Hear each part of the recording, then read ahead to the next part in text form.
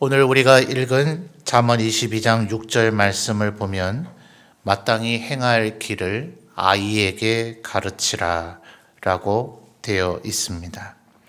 아이라고 하는 이 표현이 성경에서는 아이들, 젊은이들, 그리고 어르신들이지만 성경의 어휘는 늙은이라고 이렇게 되어 있긴 합니다만 보통 이렇게 세 부류로만 각 연령층을 구별하곤 하기 때문에 이 아이가 현재로서는 실제로 몇 살이냐 이것에 대해서는 조금 학자들 사이에 이견이 있기는 합니다. 그러나 보통 초등학교나 청소년기 정도를 염두에 뒀다기보다는 그 이전 말하자면 영유아, 유치부 정도의 나이를 염두에 두고 있는 것이라고 보아야 하겠습니다. 현대에도 여전히 기독교를 박해하고 핍박하는 국가들이 전 세계의 도처에 깔려 있죠. 그래서 그들은 기독교의 포교나 선포 또 선교를 아주 엄격하게 금지합니다. 근데 그런 나라들 가운데에서 그래도 소위 서구 선진 민주주의 사회에 조금 편입되기를 바라고 또 그들의 군사 경제에 대한 영향을 받기를 바라는 국가들은 나름대로 국제사회를 향해서 우리는 종교, 특별히 기독교에 대해서 핍박과 박해하지 않는다라는 모양새를 그런 표현을 하기 위해서 하는 얘기가 20살이 지나고 난 이후에 신앙의 교육을 허락한다. 그리고 그들이 자유롭게 종교를 선택할 수 있도록 하겠다. 이게 얼마나 눈 가리고 아웅하는 이야기인가 하는 것을 우리들이 확연히 알 수가 있을 겁니다. 그렇다면 그런 나라들이 20살 이전에는 여타의 모든 종교에 대한 교육을 안 하는가? 절대로 그럴 수가 없죠. 어느 나라이든지 사실 현대 사회는 무종교의 사회 그리고 탈종교의 사회라고 얘기하지만 인간이라고 하는 존재는 세상 철학자들이 얘기하기를 근본적으로 종교성을 가지고 있다 이렇게 이야기를 하죠. 그것이 현대적으로 분류한다면 미신이나 샤머니즘에 가까운 그런 하등 종교이든지 아니면 정말 인간을 인간답게 만드는 고상한 도덕과 윤리를 얘기하는 고등 종교이든지 아니면 우리가 믿고 섬기는 삼위일체 하나님처럼 진리의 표준이든지 비록 그 종교라 할 것은 다양한 색채를 띠고 있긴 하지만 그 어느 나라, 어느 민족, 어느 사회, 어느 문화도 종교가 완전히 없는 무종교와 탈종교의 공간은 애초부터 존재하지 않는다. 그러니 20살 될 때까지는 기독교를 가르치지 마라. 20살 이후부터 기독교를 전할 수 있도록 허가해 주겠다 하는 것은 교묘한 눈속임에 지나지 않는다 하는 겁니다. 그 사회가 구체적으로 어떤 사회이든지 간에 그 사회는 사회와 또 국가와 문화 더 들어가서는 가정교육을 통해서 무수히 많은 사상과 이념 그리고 신앙, 종교가 그들에게 이미 길리워지고 있는 겁니다. 20살이 될 때까지 이미 하나의 사고방식과 의식이 고착화된 후에 그 다음에 진리를 그들에게 전하는 것은 얼마나 어려운 일인가. 특별히 우리 한국에 살고 있다가 일본에 가서 살고 있는 어떤 분이 경험을 한 일화가 있습니다. 우리나라는 지금 좀 사실 우리나라도 예전과 같지는 않게 친기독교적이 아닌 사회가 점점 되고 있어서 예수 믿는 우리들은 좀 우려하는 바가 많죠. 어릴 때는 교회마다 성교원이나 어린이집을 통해서 신앙교육이 주일학교 교육뿐 아닌 주중의 교육도 많이 활발하게 왕성하게 이루어졌습니다. 그런데 요즘은 소위 종교에 대한 특혜를 주지 않는다는 명분 아래 주중 기독교 신앙 교육마저도 많이 위축되고 조금은 장애가 있는 것이 현실입니다. 그러나 우리 어릴 때나 또 예전 세대들은 그런 주중의 교육을 많이 받을 수 있었죠. 그러다 보니 아이들이 기도하면서 밥 먹는 것이 습관이 될 수 있을 정도였어요.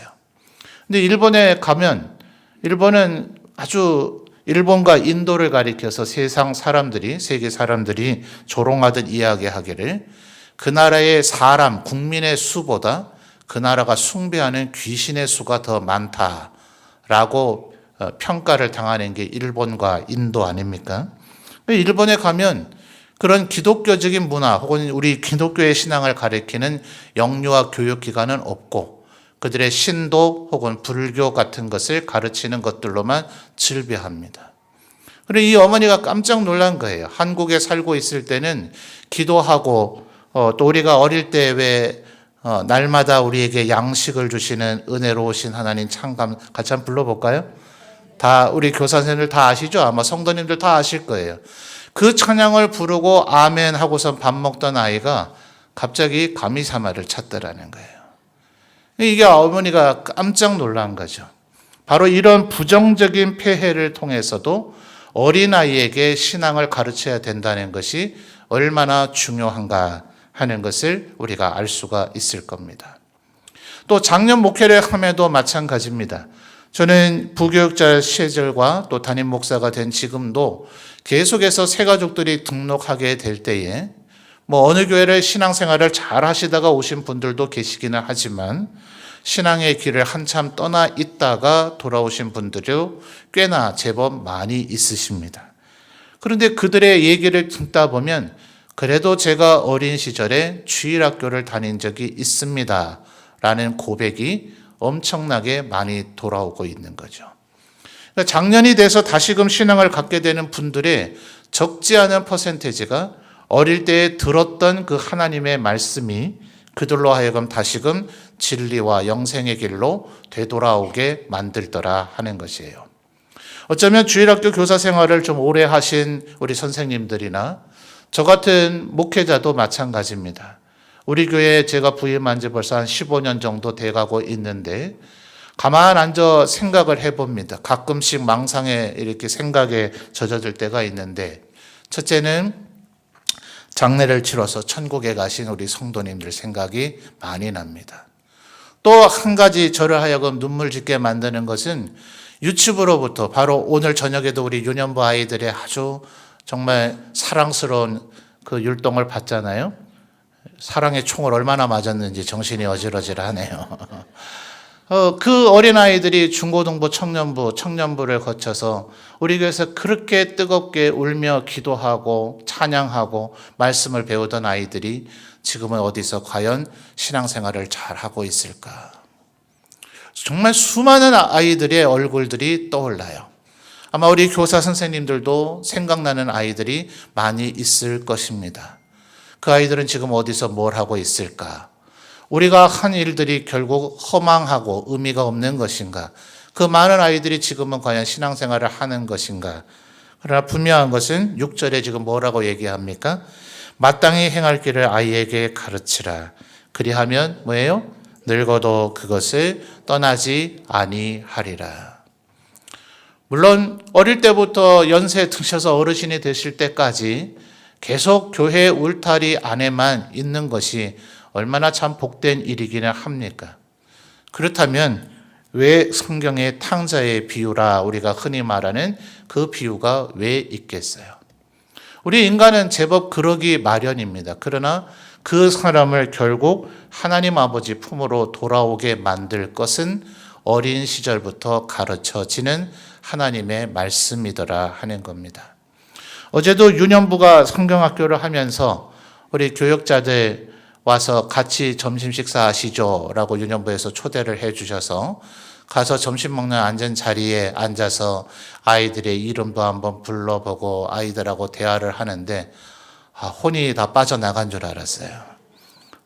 밝고 명랑하긴 하지만 얼마나 정신이 없는지 이제 제 또래 교사 선생님들도 많이 계신데 어떻게들 잘 매주 버텨내고 계신지 이렇게 조용히 앉아서 눈동자를 하나 흐트러짐 없이 제 얘기를 경청해 주시는 성도님들이 얼마나 감사한지 모르겠어요.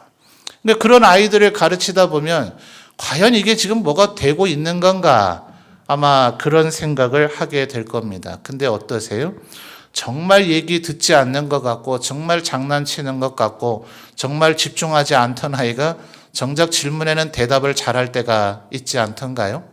아이들은 결국 듣습니다. 그러니 아이에게 가르치라 하는 이 말씀을 마음에 꼭 새기셔서 지금도 잘 해주고 계시지만 어릴 때부터 이 말씀을 가르치면 그것이 반드시 그 아이의 영혼판에 새겨져 있다. 이 말씀이 언젠가 이 아이를 진리의 자리로 이끌게 할 것이다.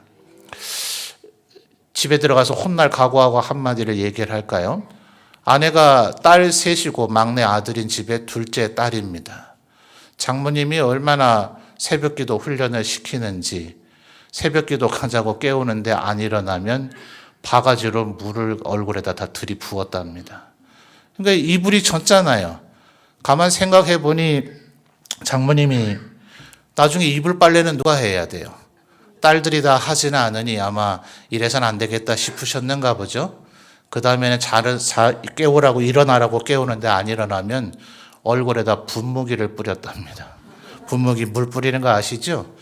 저도 어릴 때부터 아버지가 하도 때려가면서 새벽 기도를 강조를 하셔서 시험 들지 말고 들으십시오. 지금도 목사로서 해야 되는 일 중엔 새벽 기도가 제일 싫습니다. 아버지에게 얻어맞던 그 기억이 나서 말이죠. 그러니까 우리 처가의 처형과 처제 아내가 과연 새벽 기도가 좋고 그랬을까요? 그분이 이걸 들을지 모르니까 여기서 약간만 감추겠습니다. 둘 중에 한 명은 제가 볼 때 참 자유분방한 영혼입니다. 밝게 사시고 또 세상에서 사람들과 어울리는 것 좋아하시고 과연 신앙생활을 잘 하시려는가. 근데 어느 날 제 귀에 얘기가 들려오더라고요. 아내를 통해서, 장모님을 통해서. 그러던 그가 어느 날 인생에 하나님의 도움이 절실하게 필요한 상황이 되자 매일같이 새벽 기도를 한다고요. 결국 그 어릴 때 뿌려졌던 그 신앙의 씨앗이 그것이 조금 힘든 과정이든 때로는 조금 강제적인 과정이라 하더라도 그때는 왜 나한테 자꾸 이런 일을 시켜요? 나 이거 정말 너무 싫어요 하더라도 우리가 자라나서 인생의 무게를 느껴지게 되고 내 힘으로 할 수 있는 것이 정작 별것 없다는 것을 알게 되며 절대적인 전능하신 하나님의 도움이 절실하게 필요하다는 것을 알게 될 때 우리에게 가르쳐 주셨던 신앙이 우리로 하여금 진리의 길로 다시금 나아가게 만들더라 하는 것입니다. 그러니 오늘 여러분이 대하고 있는 아이들이 매사 언제나 모든 것을 잘 알아듣고 또 언제나 예배 자리에 나오고 또 여러분의 가르침에 효과가 나고 성과가 나는 것 같은 열매가 당장 눈에 보여지지는 않는다 할지라도 우리가 모든 말씀을 하나님의 진리의 말씀으로 믿고 받아들이는 것처럼 오늘 우리에게 주신 말씀 마땅히 행할 길을 아이에게 가르치라. 그리하면 늙어서도 그것을 떠나지 아니하리라 하신 이 말씀 또한 명백한 진리임을 마음에 새기고 지치지 말고 중단 없이 계속해서 이 사명을 잘 감당하시는 우리 교사 선생님들과 또 가정의 학부형들이 되시기를 주님의 이름으로 축원합니다. 여러분, 선생님들이 일주일에 가르치는 시간이 얼마나 될까요? 말씀드렸듯 우리나라도 점점 주중의 신앙 교육이 까다로워지고 어려워지는 세상을 점점 살아가고 있습니다. 도처에 각급에 있는 유치원은 어린이집은 말할 것도 없고 초중고등학교의 미션 스쿨이라 소위 불려지던 학교들도 점점 신앙교육을 행하기가 어려운 환경을 직면하고 있습니다. 이때 가장 현실적인 대안은 뭔가? 안 된다. 정부를 타도하고 정권을 바꾼다고 될 일인가? 그렇지 않아요. 일반 사회 국민 자체가 그런 의식화되어져 가고 있기 때문에 정권이 바뀐다고 해서 될 일은 아닙니다. 그러면 우리가 이것을 포기할 것인가? 그래서 여러 신학자들이 진단하고 있는 것은 공교육이나 학교 교육의 시스템을 통해서 신앙교육은 애초부터 잘못된 것이었다. 진정한 신앙의 교육은 어디에서 이루어져야 합니까? 가정에서 이루어져야 합니다. 신명기 6장에 소위 그 쉐마라고 우리가 보통 일컫는 들으라 이스라엘아 라고 얘기하죠. 들으라 이스라엘의 선생들아, 들으라 이스라엘의 랍비들아 이렇게 이야기하지 않습니다. 들으라 이스라엘아 얘기하고서는 그들에게 들어설 때나 나갈 때나 문설주나 임방에나 심지어 옷깃이나 미간에까지라도 하나님의 말씀을 새겨서 그들이 앉든지 눕든지 일어나든지 들어가든지 나오든지 그 하나님의 말씀을 알게 하라 하는 이 말은 신앙의 가장 1차적인 교육의 책임이 가정에 있음을 이야기하고 있습니다. 어쩌면 적지 않은 교사 선생님들이 교사직을 수행을 하면서도 이 부담감에 늘 시달릴 거예요. 내년에도 내가 해야 되는 게 맞는가? 또 방금 같은 말씀을 드릴 때 우리 가정의 성도님들은 내가 어떻게 신앙의 교육을 할 수 있는가? 이런 생각을 하려는지 모르겠습니다. 분명한 것은 아브라함의 아내가 사라라는 거 가르치는 거 몹시 중요합니다. 근데 그거 모른다고 해서 신앙의 구원을 얻지 못하는 것은 아니죠. 6절 말씀을 다시 잘 보시면 마땅히 행할 뭐라고 얘기하고 있죠? 길이라고 이야기하고 있습니다. 오히려 이것이 저는 더 중요한 것 같아요. 주님께서는 오죽하면 우리에게 뭐라고 얘기하셨습니까? 넓은 길로 가지 말라. 좁은 길로 가라. 그곳엔 사람이 적고 길이 협착해서 길이 협착하다 하는 이 말은 여러분 우리는 지금 너무나 좋은 길 속에 살고 있죠. 옛날에 우리 어르신들은 그저 흙으로만 잘 포장해 놔도 신장로라 부를 정도의 길이었습니다. 근데 지금은 아마 그 길도 정말 형편없고 인간이 다니기에 불편한 길이라고 여겨질 거예요. 근데 예수님께서 말씀하신 좁은 길은 어느 정도의 길이었을까요? 이건 인간이 조금 더 많이 다니지 않으면 이게 길이 맞나 싶을 정도의 풀과 잡초가 우거져 있는 그 정도의 오솔길쯤 되는 길을 표현하는 얘기입니다. 정말 길이 맞나 싶을 정도. 그래서 오죽하면 길이 좁고 협착해서 찾는 이가 없을 정도였다. 우리가 걸어가야 하는 길이 이 길인 거죠. 여러분 세상 교육에서는 뭐를 얘기합니까? 결국 교육의 최종적 목적은 그 사람의 이 세상을 향한 자아 성취와 성공 아닙니까? 그래서 끊임없이 학교 교육은 필연적으로 공부를 잘 해라. 많은 것을 알아내라. 그래서 네가 학업의 성취가 얼마 되었느냐. 대부분 그 수준을 넘어서기 때문에 다음 학년으로 진학을 시키지만 시험을 치는 원래의 목적은 그 과정의 60% 이상의 지식을 습득하고 소화해냈다는 판단이 나지 않으면 유급해서 그 학년을 다시 다니도록 하는 게 원래의 교육 시스템의 체계 아닙니까? 그러니까 그런 성과가 나고 그 성과를 통해서 이 세상에서 성공을 하도록 하는 것. 우리나라는 여전히 이 과열한 교육열에서 여전히 벗어나 있지를 못하죠. 좋은 명문 대학을 나와야 되고 그래야 좋은 직장을 얻게 되고 그래야 경제적으로 어려움을 당하지 않고 살 수 있다라는 이것은 우리에게 상식과 같은 얘기입니다. 혹시 우리 교회의 교사 선생님들도 그것을 가르치고 계시지는 않습니까? 지금 6절에서 얘기하고 있는 마땅히 행할 길이란 그들에게 넓은 길로 가라. 모든 사람이 다니는 길에서 앞서가라. 남들이 한눈 팔고 잠자고 있을 때 네가 먼저 달려가라. 어찌하든지 1등 해야 된다라는 것을 가르치라고 주님은 얘기하고 계시질 않아요. 오히려 좁은 길로 들어서라라고 가르쳐야 된다는 것이죠. 어떤 신앙의 오랜 세월을 겪은 분이 자신의 신앙의 삶을 회고하면서 책을 썼는데 그 제목이 참 제 마음속에 와닿더라고요. 곧게 난 길은 하나도 없다. 그렇지 않습니까, 여러분? 우리의 인생 길이라 하는 것이 여러분의 삶을 한번 회고해 보십시오. 정말 유럽에 있다는 아우토반이라 하는 도로가 있다면서요. 속도 제한이 전혀 없는 무제한으로 달릴 수 있는 그렇게 좁고 곱게 난 그렇게 아무리 달려도 상관이 없고 오히려 안전한 그런 길로만 달려오셨습니까? 아마 여러분 가정에 가서 제가 신방을 하면서 살아왔던 생애 얘기를 좀 해달라 하면 단 한 분도 아마 눈물 없이는 얘기할 수 없는 굽이굽이 좁은 길, 굽은 길, 또 낭떠러지와 같은 길, 움푹 패여 있는 그런 길들을 걸어 오셨을 겁니다. 누구라도 예외 없죠. 우리의 인생은 곧게 난 길은 아무도 없다. 그게 우리가 걸어가야 할 길입니다. 그러니 아이들에게 가르쳐야 되는 그 마땅히 행할 길은 달려가라. 넓은 대로가 네 앞에 펼쳐 있을 것이다가 아니라 바로 우리들이 그 고난의 길, 그 힘든 길, 그 어려운 길을 얼마나 요동치지 않고 꿋꿋이 걸어왔는가를 보여주는 것. 그것이 진정한 신앙의 교육이라 할 거예요.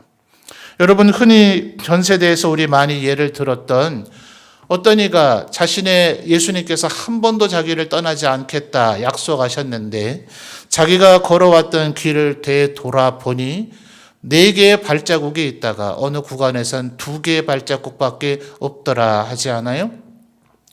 예수님께 가만 보니 그때가 내 인생에 가장 힘들었던 길인데 언제나 나와 함께 하시겠다 하고서는 이때는 어디 가셨습니까? 라고 불평어린 어조로 얘기하니 주님 뭐라 하셨다고요?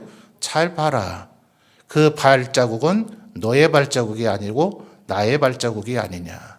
네가 너무 지쳐 힘들어 걸어갈 힘조차 없을 때 내가 너를 품에 안고 등에 업고 걸어갔노라 라고 얘기하시는 주님의 음성을 들었다라고 하지 않아요?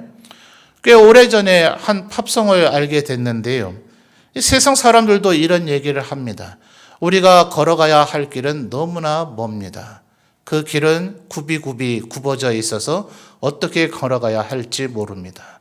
그러나 내 형제가 힘들어할 때 그 형제가 절대로 무겁지 않습니다. 그는 나의 형제이기 때문입니다. 내가 그를 업고 갈 것입니다.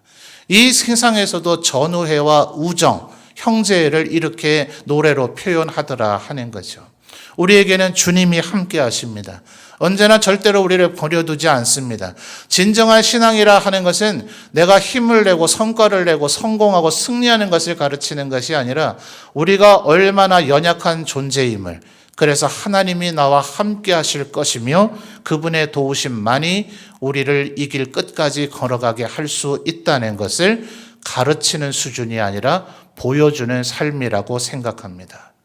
여러분은 어떻게 생각하세요? 여러분을 가르쳤던 모든 교사 선생님들을 기억하고 있습니까? 누구나 다 그렇지는 않을 거예요. 근데 의외로 자기를 가르쳤던 교사 선생님들을 기억하고 성인이 돼서 장성한 어른이 돼서도 그 선생님들을 찾아뵙는 분들이 많이 계시더라고요.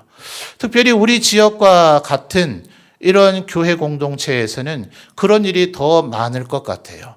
얼마 전 원로 장모님께서 하나님의 부르심을 받으셨지 않습니까? 저는 그분이 많은 분들을 가르치셨다는 말씀은 들었지만 원로 장로님 한 분께서, 원로 장로님이 돌아가셨는데 원로 장로님 한 분께서 그분이 내 중학교 때의 선생님이셨다 하는 말씀을 듣고 새삼 깜짝 놀랐습니다. 제 기억에 지금 현재 시무 장로님 중에도 초등학교의 선생님이셨던 분이 우리 교회 원로 장로님이신 관계도 있으십니다. 이 말은 특별히 우리 교회는 더더욱 내가 오래 맡고 있는 반 아이에게 내가 하나님에 대해서 가르쳐 주는 것으로 내 신앙 교육이 끝나지 않음을, 내가 살아가는 내 인생의 꿋꿋한 내 발걸음이 때로는 힘들고 외롭고 지쳐도 주님 의지하며 때로는 비틀거리더라도 걸어가는 그 내 발걸음이 우리의 다음 세대에게 살아있는 교과서와 살아있는 가르침이 된다는 걸. 여러분이 주일학교 시간에 만나서 가르치는 그것만이 가르침이 아니라 여러분의 인생 가운데 여전히 하나님만 의지하고 버텨내는 것, 견뎌내는 것, 그 좁은 길을 끝까지 걸어가는 것, 주님만 바라보며 걸어가는 것, 그것이 우리들이 우리의 다음 세대에게 가르쳐줄 마땅히 행할 길이다 하는 거죠. 그러므로 주일학교의 교사로 임명된 분들만이 선생님은 아니십니다. 우리 교회에 계신 모든 어르신들이 다음 세대의 선생님들입니다. 여호수아와 함께 했던 그 장로님들이 그 길을 꿋꿋이 걸어갔을 때, 아까 우리 찬양을 인도하셨던 헵시바의 리더인 한선미 집사님이 찬양을 마치면서 우리의 다음 세대가 다른 세대가 되지 않도록 우리 장로님들께서, 어르신들께서, 우리 모든 성도님들께서 여러분이 꿋꿋이 우리가 걸어갈 길을 잘 걸어갈 때 우리의 다음 세대는 마땅히 행할 길이 무엇인지 그들은 배우고 깨닫게 될 것입니다. 우리 모두가 이 길을 끝까지 잘 걸어가므로 우리의 다음 세대를 주님 앞으로 계속해서 인도해 가시는 모든 교사 선생님들과 모든 성도님들이 되시기를 주님의 이름으로 축원합니다.